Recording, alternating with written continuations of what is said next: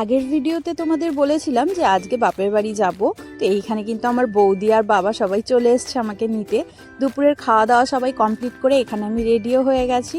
আর ঈশানের বাবার মনটা একটু খারাপ, ছেলে যেহেতু 6 দিনের জন্য চলে যাচ্ছে মামার বাড়িতে। আর ঈশান কিন্তু বেরোনোর সময় ওর ঠাম্মা দাদুর সঙ্গে খুব গল্প করেছে। আর একটা ছোট বাচ্চা থাকলে বোঝা যায় যে কোথাও গেলে কত কিছু ক্যারি করতে হয়। এই যে ট্রলিটা দেখতে পাচ্ছ, বেশিরভাগ জিনিসই কিন্তু রিশানের, আমার হয়তো কয়েকটা জিনিস। তো সবাই এখানে গাড়িতে উঠে গেছি। আর রিশানের বাবার কিন্তু মনটা বেশ খারাপ।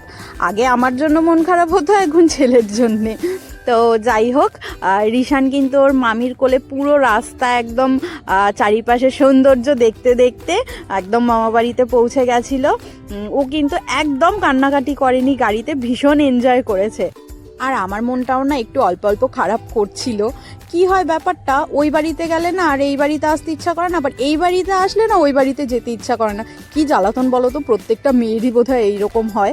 তো রিশান কিন্তু মামা বাড়িতে এসেই মামার কোলে উঠে গেছে। আর এত সবাইকে দেখে না একটু ঘাবড়েও গেছিলো, প্রথমে একটু কান্না করছিল, পরে ঠিক হয়ে গেছে।